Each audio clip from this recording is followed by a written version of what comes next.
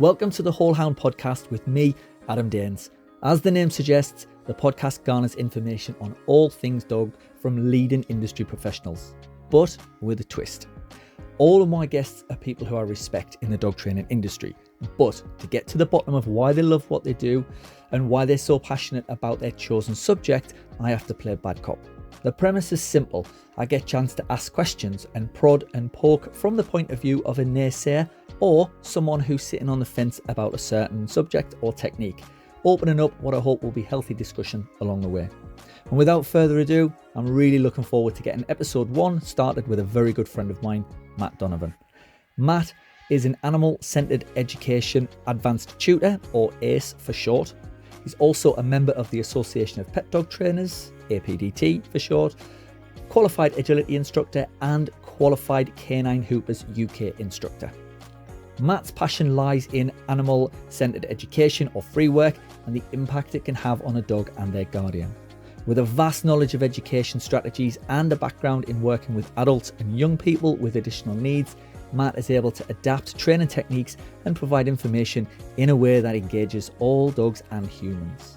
Matt's background in working with adults and young people with special needs and disabilities allows him to have a deeper understanding of the support families and individuals may need when getting a puppy or training a dog to fit into a potentially busy household.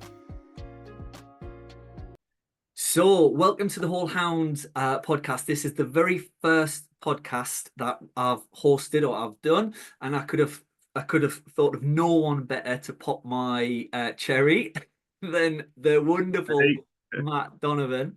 I've known Matt for years, and so yeah, it just made sense to bring Matt in and start the podcast with Matt. So, Matt, welcome. Thanks very much. Are you looking forward to this?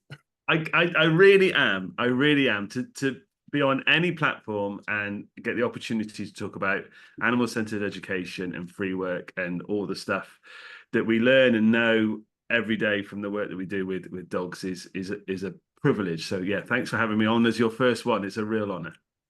Brilliant. Lovely to have you on. So you've already mentioned what we're going to be covering today. Before we get into that, just for those listening, I just wanted to make it clear that I am fully involved and on it with free work. Obviously, I don't know as much as you, but I think I know enough to get by, and I do use it in a lot of my sessions. However, the way that this podcast is going to run is going to be slightly less sycophantic than potentially some of the other podcasts. And it's going to come at it from an angle of a naysayer or a person who is maybe on the fence or a bit dubious. And basically, you're going to fight the case for free work, which pretty much I now refer to you as Mr. Free Work. It used to be when we first worked together, it was Mr. Agility. Now it's Mr. Free Work. So absolutely. I'm really looking forward to kind of playing the bad cop now and kind of pushing and just trying to kind of fight against for you to then fight for free work. And I think that'll be a really good, lively discussion that'll bring out, again, some of the questions that people might have but haven't had a chance to ask in the past. Bring it on. I'm ready. Perfect. Right. Without further ado, let's get going. So you mentioned earlier ACE and free work. Tell us what ACE and free work is all about. So animal-centered education, abbreviated to ACE, is the brainchild and the work of Sarah Fisher, who I know in the past you have worked with and obviously still have connections with. It's developed and moved on from T-Touch, and what Sarah started to see was the need for people to be able to step back, observe, see their dogs exhibiting some natural behaviours in a safe and controlled way. So originally started with dogs at Battersea Dogs Home, dogs coming out of shelters, and very quickly wanted to get to the exercise paddocks. And what Sarah started to do with a long-standing relationship with Battersea was to start to place stations, so platforms or raised elements, so that on the way from the kennel block to the exercise yard, there was interesting things for the dog to investigate on the way, as a way of just adding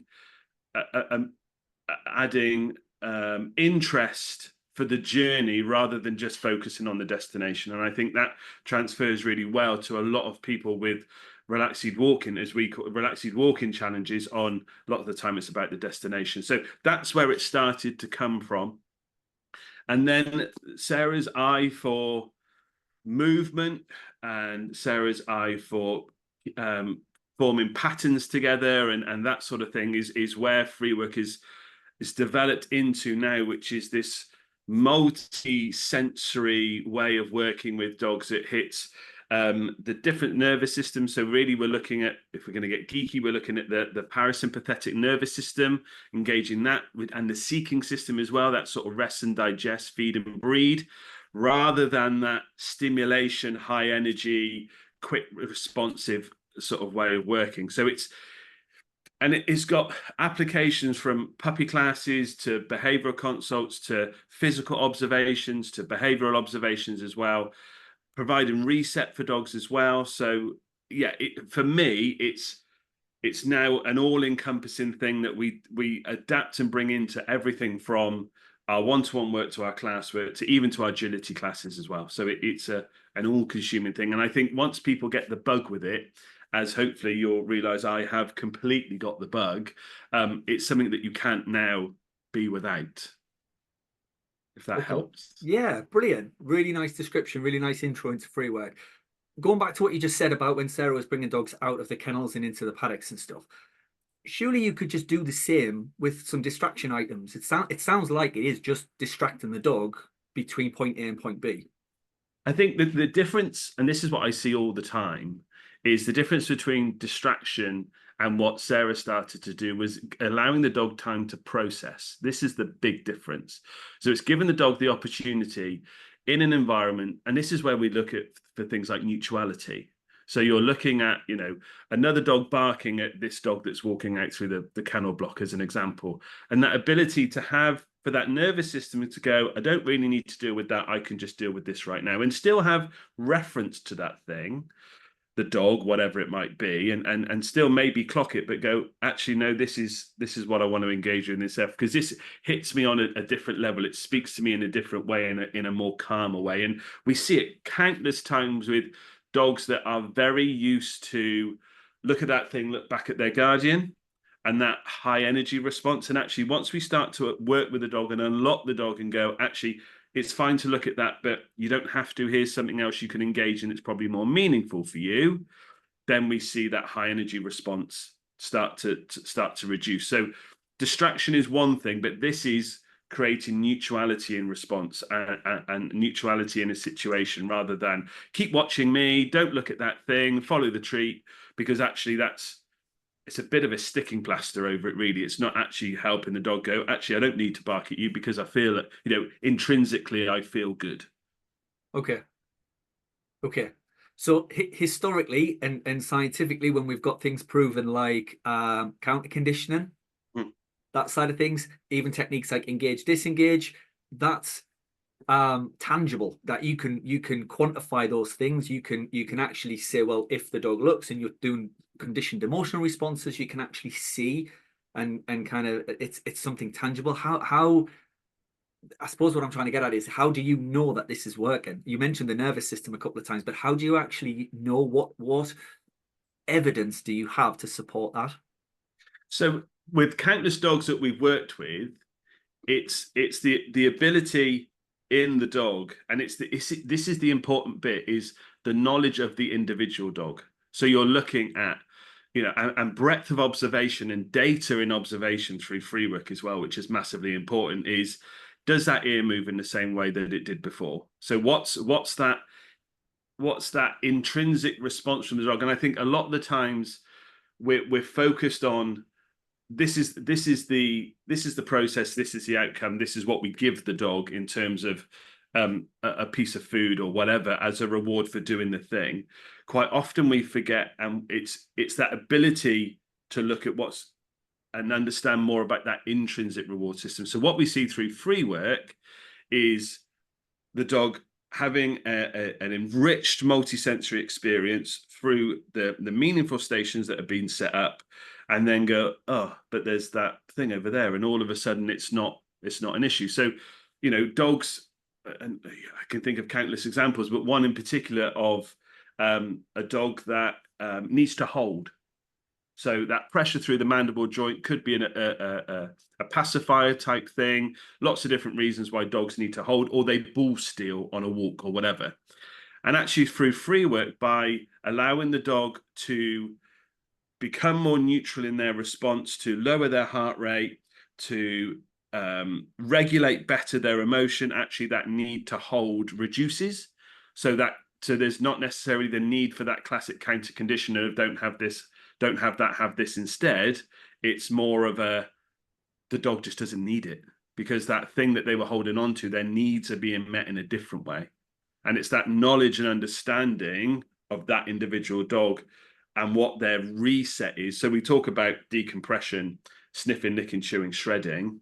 We can unlock so much of the dog's natural wants, needs, and desires by giving them and providing them access to those 4 things, which then that need to watch that dog, or that need to, stare at the cyclist or whatever, reduces, because the dog is in an emotionally, and this is the important bit as well, is an emotionally in a much better place.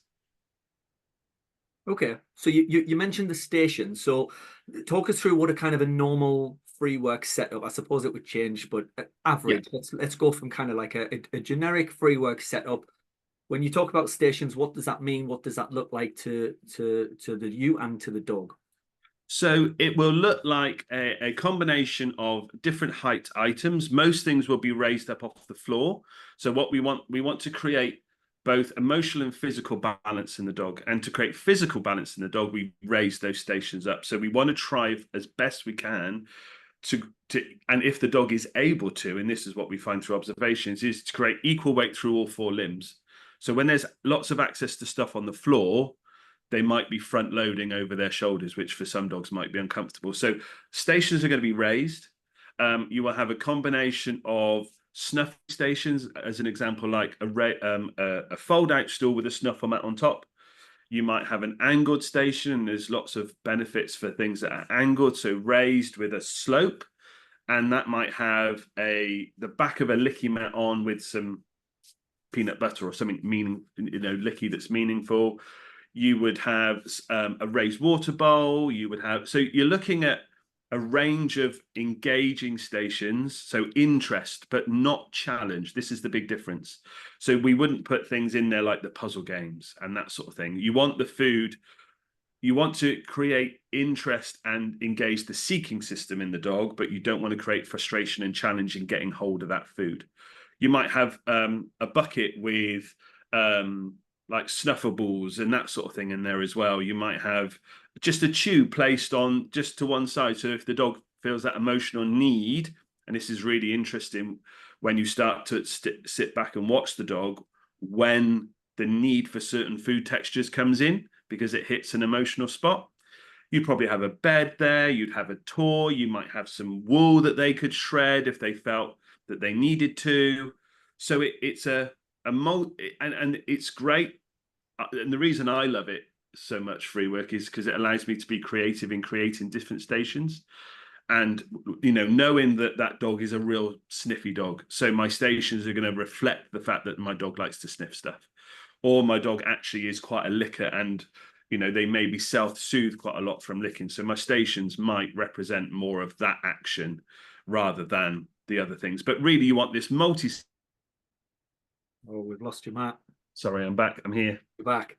Yeah, I don't know what was the last bit you got. Multi-something, and then it went off.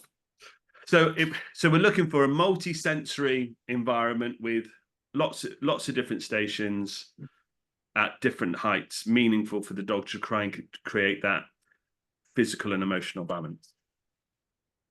So you mentioned earlier there that you want to create interest rather than like a challenge or difficulty. But surely if you're trying to build a dog's skill set or build their frustration tolerance, surely you need them to work through that frustration tolerance, and you need to build games and designed exercises around frustration tolerance for them to actually do that. Not this isn't what we see. So what we see actually is the opportunity for the dog, and I've said it before, the opportunity for the dog to have a reset, because so much of their lives might be quite challenging. So much of their lives might be either arousal or anxiety inducing. And the thing about free work is understanding, and the concept of ACE and the ACE principles is understanding actually at a baseline level what's really important to the dog. So we have this idea of and Sarah talks about NATO, which is no attachment to outcome.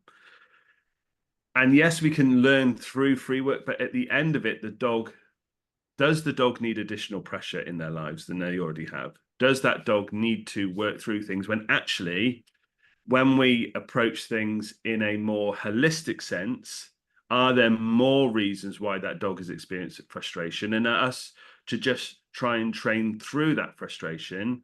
Are there big pieces of this jigsaw, this really complex jigsaw of the dog that we're missing because we're purely task focused, we're purely working on that this is our outcome, this is our journey, rather than really understanding what is the journey for the dog, if that makes sense. So it's that deeper understanding, and this is what free work helps us understand, is that deeper understanding of the dog. I hope that. Yeah, I kind of get where you're coming from there, but surely when you've got a dog, you need them to do stuff. Like you're out on a walk, you need them to cross the road, you need them to be with you. You know, you can't just you can't just massage their feelings all the time. You've got to, you sometimes they've just got to go through that stress, surely. But when you create, so the other element I suppose it's worth starting to mention about free work is when we bring the person into free work too. So when we create that connection, and time after time with clients and people that I see, the real connection and relationship actually is with the treat bag, not necessarily with the dog. And actually through free work, when we create meaningful connections. So if I use Jonty, our Ridgeback, as an example, when he is well regulated, he will stop when I stop. He will walk on a soft lead. He will, we will have this amazing connection that is built through this foundation of free work, because we create a connection through free work of this dual understanding of when when he wants to head towards the station, I'll go with him, but he'll come with me when I want to head towards the station too, if that makes sense. So it's, yes, we do need to teach the dog stuff, but I think what we need to understand from the dog's point of view, how and when and why, rather than it being directed and on our journey, on our terms. There's a really brilliant phrase that we talk about a lot, which is about the difference between a rewarding education and a reward-based education. I think one is more looking at this tightrope that we walk of our needs and their needs, and that's that rewarding education, because actually rewards can be broad and plentiful, rather than what can be real focus on this reward-based education, which is, I know you like cheese, so I'm going to use that cheese to go down my journey and my outcome. But on the ground and the base level and foundations of ACE and free work is this really soft connection between you and your dog of understanding. And I think with all clients and with all guardians, if you scratched away at some of the frustrations of some of the things they feel around their dog, actually there is this connection, there is this understanding. They just need permission to feel that and know that that's okay to have that at the core of learning and development. So going back to your point, yes, we do need to teach the dog to do things, but free work gives you that deeper understanding of where and when and how from the dog's point of view, not just necessarily what's written on our training plan, or where we think from the puppy book where we should be heading and where our trajectory is. It's what's relevant for my dog right now and what's really important for us. Don't worry about the social pressure that's put on us by the rest of the world of, you've got a Ridgeback, therefore you need to go harder because that's the breed. Absolutely not. If I go hard on Jonty, he's just going to go in himself. But actually, this connection and this understanding that we have, which is not purely based on food rewards, because in the early days of puppyhood, for him, food was an aversive. So our connection couldn't be based on this tangible outcome of this piece of food. It had to be based on understanding and meeting his needs. And once you start with a dog to understand and meet the needs, then you can go and teach whatever you want, because you're in this mutually beneficial place rather than this what can quite often be one-sided relationship. So it's interesting that you said that about the food, because I did have a question about the fact that if you think about it, food is a primary reinforcement. It's a motivation for dogs. Dogs need food to live. So if you're using food for training, surely you're meeting their needs. Like, they shouldn't need all of that extra like support. They shouldn't need any extra guidance. They've got everything that they need through. They've done a good job. They get the treat. We're on to the next thing. Okay. So to put that back on you, in your world, you know that actually you should only eat these small amount of foods because those are the ones that are really good for you. And you know that you need this amount of sleep, and you know that alcohol maybe is not great, and all this sort of stuff. But does that create for you those things and those other elements of your life? Does that not create fulfillment? Does that not create enjoyment and an enriched lifestyle that you have access? Why should we not give dogs access to natural dog behaviors like digging, like sniffing, like the joy of dissecting and pulling something apart, when that is a natural, intrinsically rewarding action? And this is what we forget about quite often. All the things that the dog is highly driven to do most of the time are hugely intrinsically rewarding. And we're trying to go with something extrinsic to get them to do the thing that we want them to do. But if we understand their intrinsic drivers, and Freework lets us see that, don't we then get better outcomes? And actually, in creating balance and fulfillment in life, it's about having access to naturally enjoyable activities. And sniffing, licking, chewing, shredding as part of dogs' natural decompression is a fulfillment. And I think we get very narrow in that the only reinforcer for certain things is what we provide. So whether that's access to a toy or access to food, for Jonty, and because I've lived a Freework complete ace experience with him, and I use him quite a lot, his most joyous activity to do is sit and watch stuff. That's a massive reward for him. Like, why can't we stand and sit and, as long as, and we talk to clients about sitting and watching, there's 3 caveats: that it's not causing emotional distress to the dog, so that arousal state is in a good place.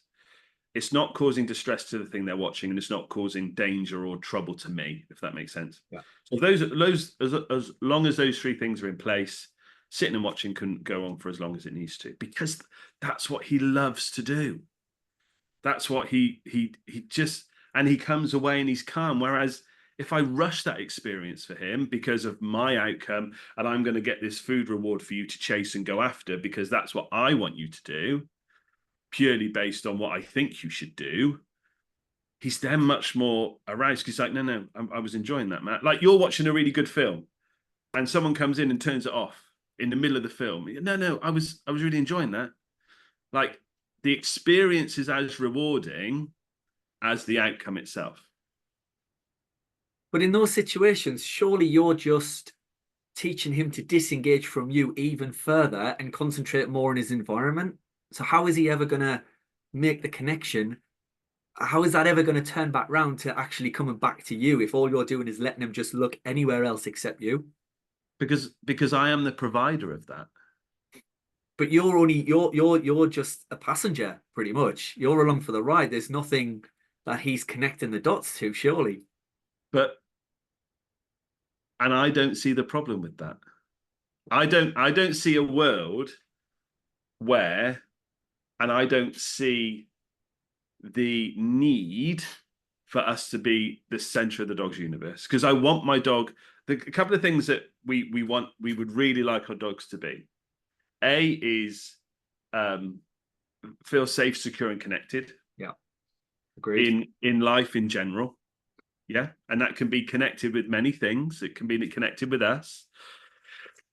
but also confident. And that's confidence in, you know, just this morning, I was off seeing a client. Tam rang me and it was like, John, didn't know where Jonty was. And he was out in our training area, led in the middle of the training area, just snoozing out on his own.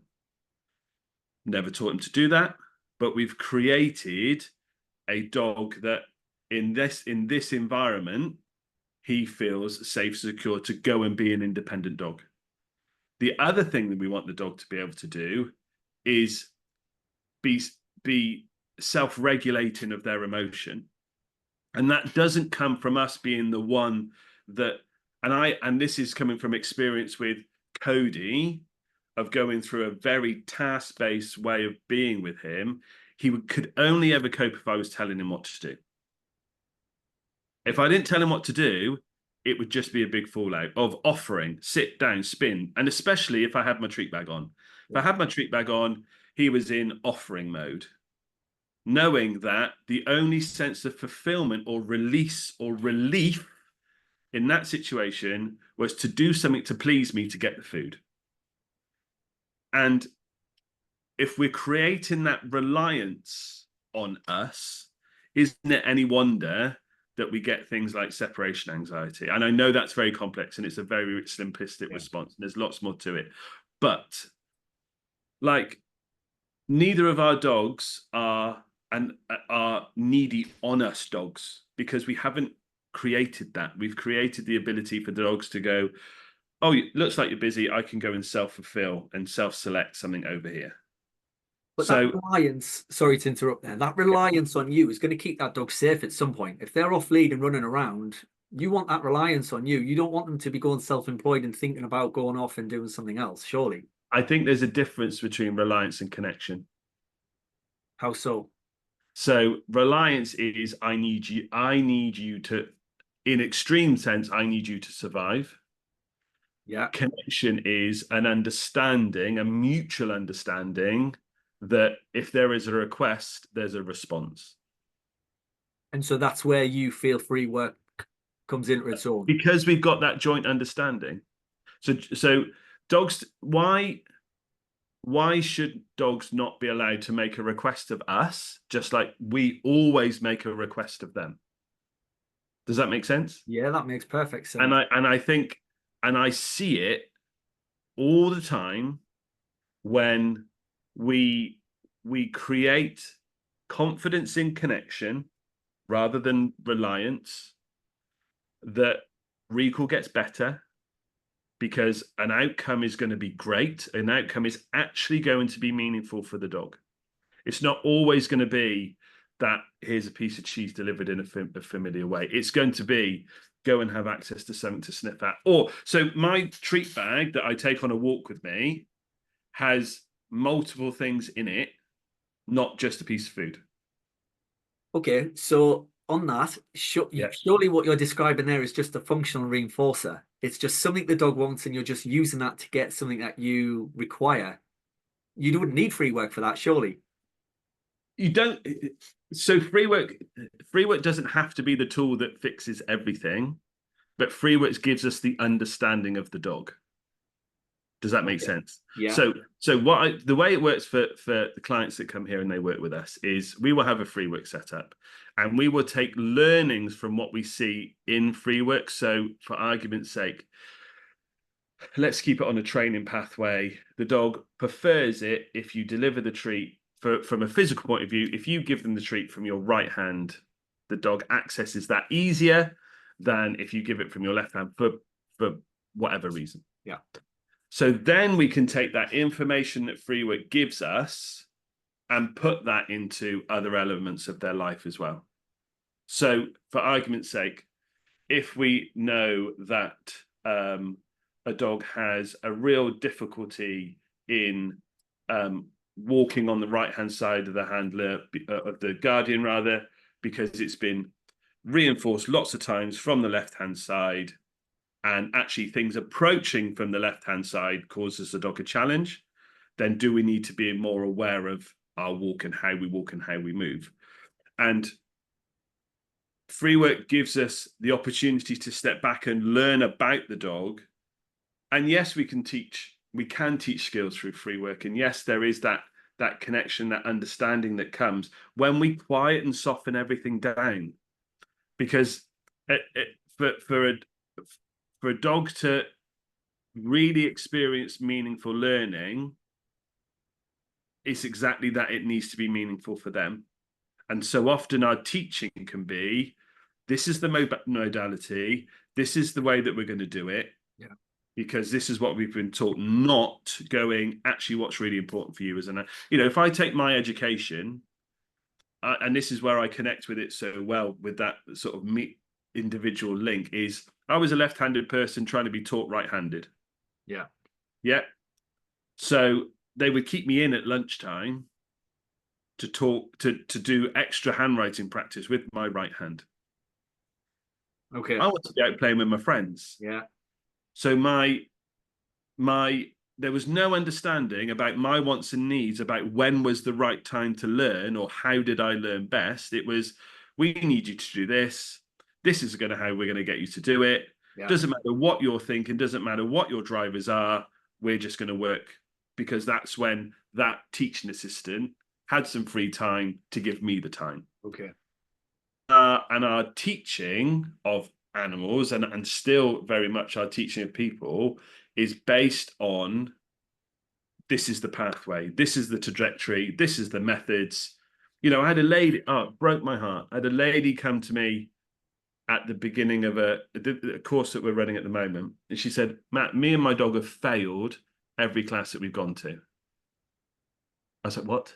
Sorry? No.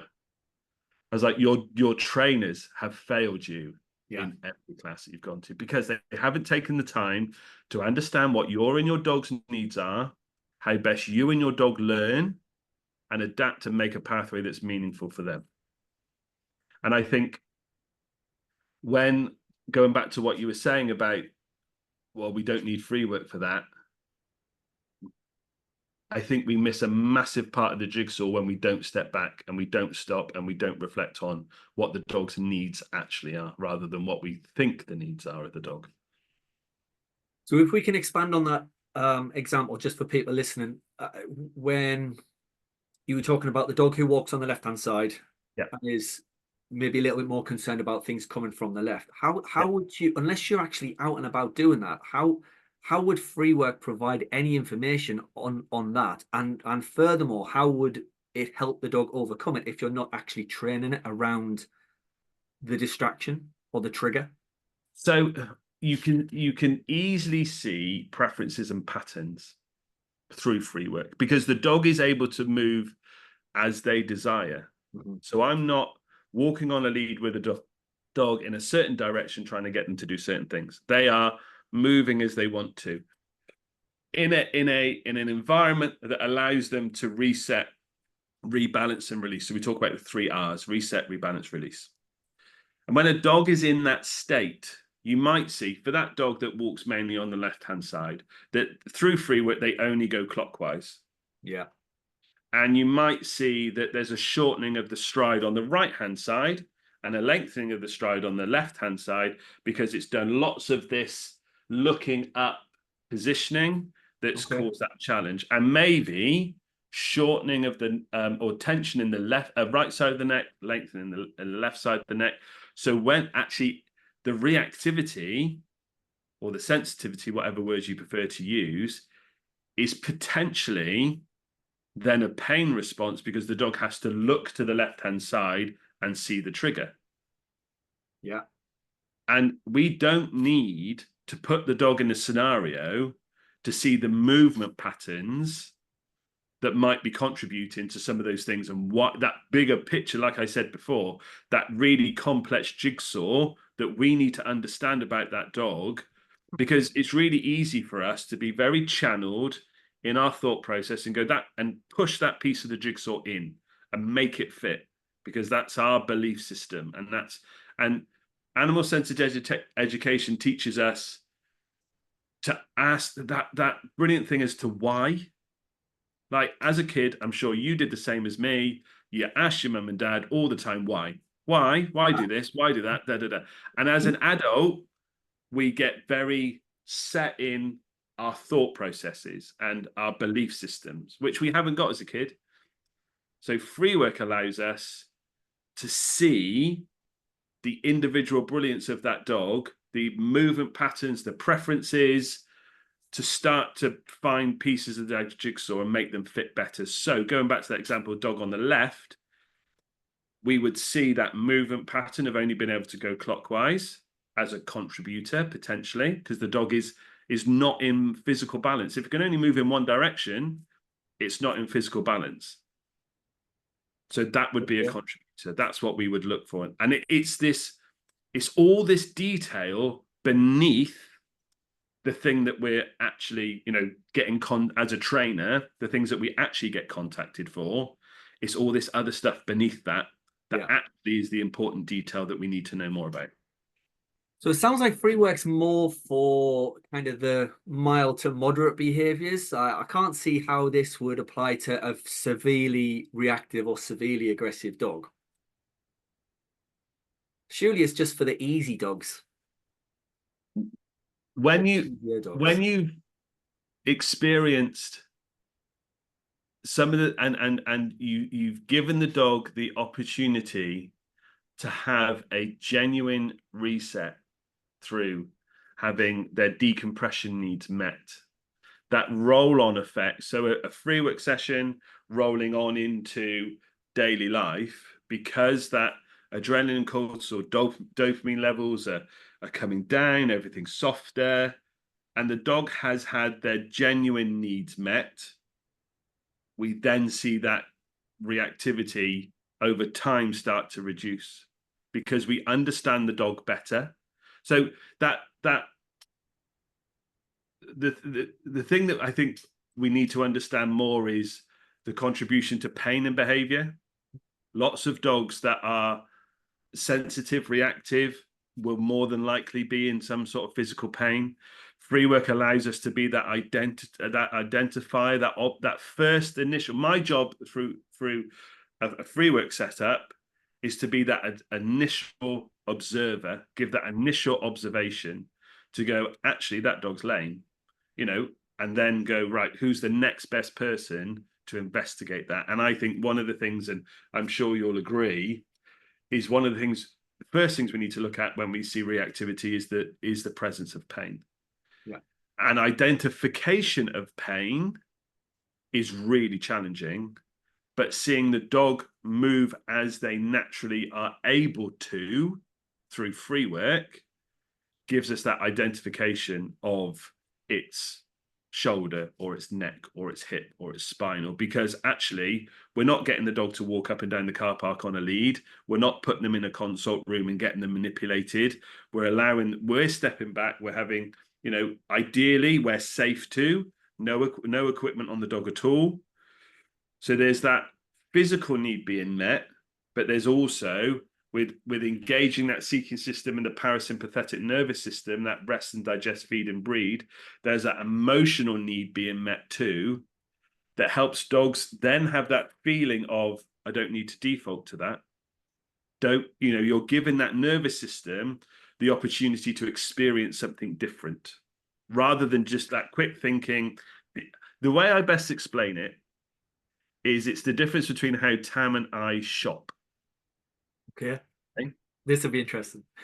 So and there's a specific example about almost like reactive behaviors in any sense of the word. So we used to go to Crufts every year. Yeah. And there was this guy with the mic on doing this demo of this wonder towel that dries everything. It's amazing. And I'm there and I'm like, oh, this is great. It's going to change our lives. And I bought it. And I got home and Tam all the time was going, don't buy that. Don't buy that. Because I got myself in that sympathetic nervous system. Well, the salesman got me in that heightened sympathetic nervous system state of quick reaction, quick thinking. So I took it home and it was trash, absolute toilet. It was terrible. Whereas Tam would have seen it, probably taken a picture of the name of the product, gone home, researched it, probably realized that it's not that great, and then found a better one. Yeah. Okay. And that's that parasympathetic nervous system state. So you're not stopping, you're helping that inner being of the animal just take a breath, just take its time. And then we can start through free work. We can really gently, as the dog is able to cope, start introducing things like noise and vision and stuff like that too. It's a good explanation. I like that. So it seems like kind of the free work is used a lot for decompression. Is there ever a point at which the dog starts to become reliant on the free work to have to decompress? Because you mentioned it's kind of a good setup to actually get them to decompress and tap into that parasympathetic nervous system. But if they love doing that and it really works for them, is there an element of addiction that could happen with this? Not from what we've seen, because the key bit is the learning that the guardian takes out of the free work setup. Okay. So, for argument's sake, knowing that when the dog starts to build emotional arousal, that it seeks to grab. So lots of people might have dogs that are mid-walk, pick up a stick, start to chomp through that stick, or they parade with it in their mouths, or they grass grab, or they they excessively have a big long drink or whatever. Like and we might see that in a free work setup too. So the dog might need to shred some wool or just pull some stuff apart, or they might spend a long time at the licky mat, which the link of the the tongue and calmness, and especially the relationship with the tongue and the tail is absolutely. So we see high-tailed dogs, as they start to access licking, start to drop their tail. Okay. Is that not just when they're starting to relax though? But that's the whole point. Yeah, but that's just the basic in and out though, isn't it? That's what you were talking about earlier, is that they've got something calming, they're calm, they're relaxed. Or it kind of distracts them for a little while and then they're back to it. But it's the longevity that you see after that. And going back to your original question of when does free work become addictive for the dog? Free work becomes an activity of interest. But the key point that we have to do is we have to take the learnings out of it and know how to better meet the needs of our dogs. So we all have coping strategies in some way, shape, or form. Time gets hard, we scroll through our phone. Yeah. Or we just run off and do something ridiculously mundane when there's this stressful thing going off over here. Yeah. That is a coping strategy. Why should our dogs not have access to coping strategies? Why is it not okay for our dogs to have coping strategies? Good point. So with free work, let's just say your dog's kicking off at another dog. You can't just whip out a free work session there and then to help them cope. So how does it actually benefit them long term? I know you mentioned it kind of puts them in a slightly more relaxed state and kind of it helps them decompress. Yeah. At the moment that they've seen a trigger and they react to that, surely the free work there isn't any point in either having it in the first place or using it as an afterthought. So the reset of the 3 R's is the important bit in that situation for me. So we guardians say to us all the time, okay, meeting the first dog, second dog, it gets a bit more energetic, third dog, and I can't work out why that dog is my dog is having a pop at that third dog. But actually, has it got just something to do with that third dog, or is it everything to do with the first and the second and then the third dog that has caused that challenge? So knowing how to help our dog reset through free work and knowing then how to use that in a meaningful way in a real life situation. So no, we're not going to suddenly, set up all these stations. I've seen your free work setup. There's no way you'd carry that around on a walk. But there's a video be coming out soon on some easy stuff you can take with you. Yeah. Flat pack stuff. And it's actually what free work allows us to do is identify those early signs of an emotional shift rather than just the big signs of the emotional shift. Yeah. So when the dog goes bah, bah, bah, bah, bah, we've missed loads of different cues. We've missed the slight height change in the tail. We've missed the left ear point out in a slightly different direction. We've missed the respiration rate change, but we can learn that in a Freework setup that helps us then with the outside world. So when I see those early indicators, then I can go, right, you need a break for a minute. Let's just step off the side and here's a chew.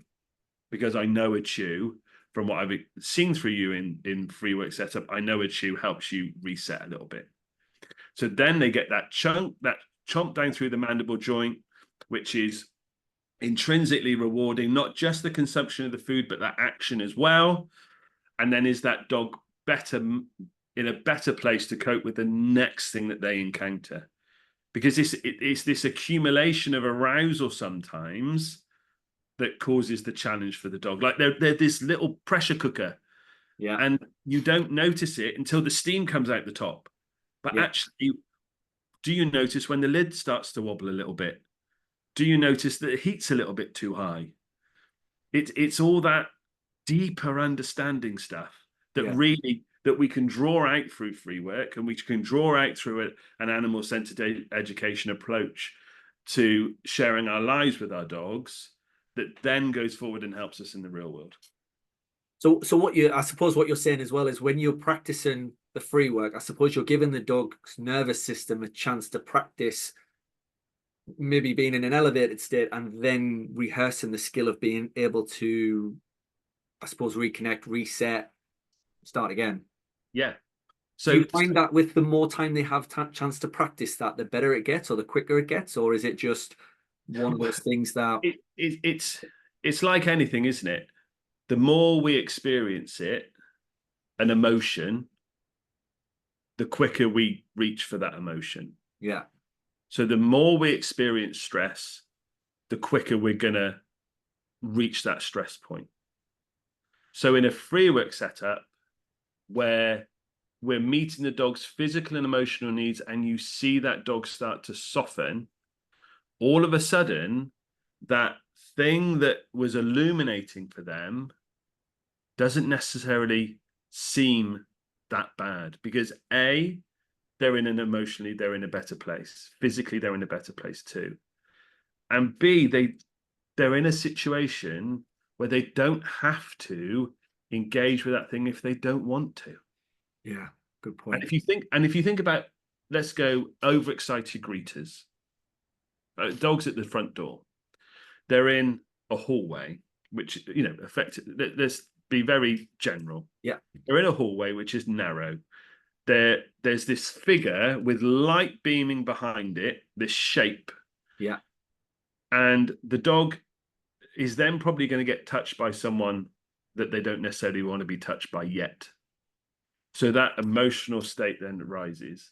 Then the dog might rush off. You see this all the time. The dog rushes off, gets a toy. Yeah. And they put the toy in their mouth because that tension in the mandible joint is part of that pacifying action. Yeah. And the person goes, "Oh, you bought me a toy. Yeah. Thank you so much." And they rip the toy off the dog and they throw it. And the dog goes, "I needed that. Hang on." Yeah. Okay. Yeah. Yeah. And it's the hardest bit is the guardian is then the advocacy. Yeah. Being happy and able to advocate for your dog in a way that doesn't put that person on the back foot as well. And that's a real skill. Yeah. Not turn to that person, "Oh, would you just stop throwing the toy?" Of, going, actually, what would be really helpful is if you just let him hold the toy and ignored him.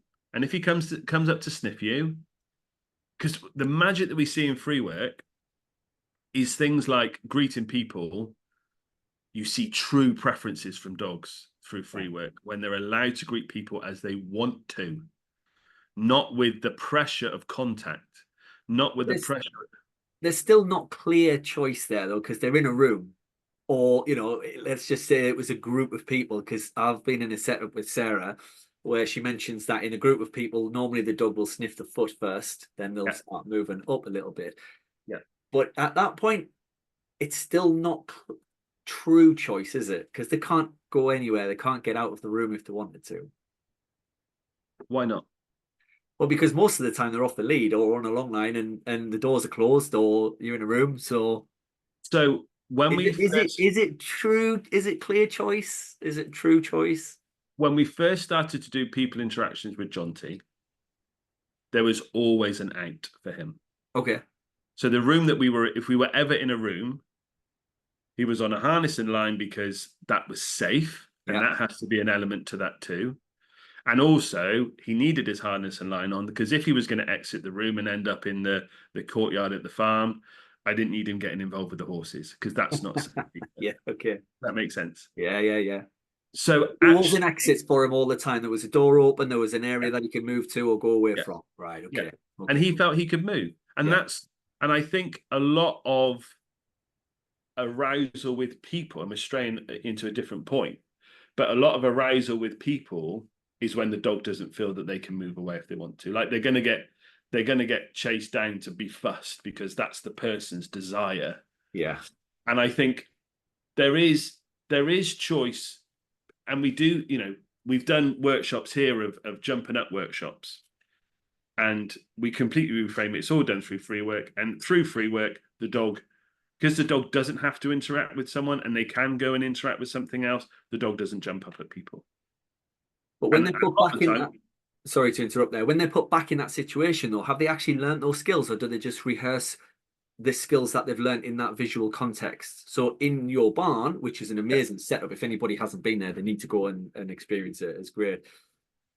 But how can that translate to the whole environment of and a history of learning? How can that be unraveled with just the Freework in a completely separate area?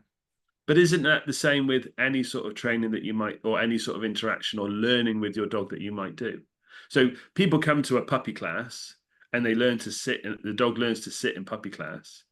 Does the person then just go, right, done?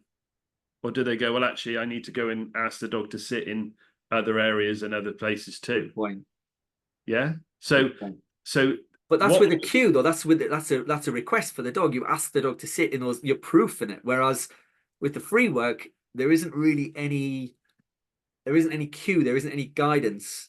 So you're relying on the fact that this dog can generalize from the Freework setup to not jump up or be relaxed around people, to then transfer that skill without any help or guidance at home.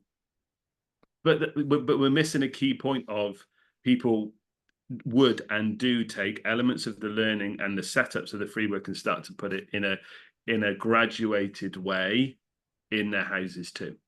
So there has to be a transition process from once they've learned it. Yeah. There's then so you can't just do a Freework session and then immediately go, right, the dog's relaxed and calm, that's it now.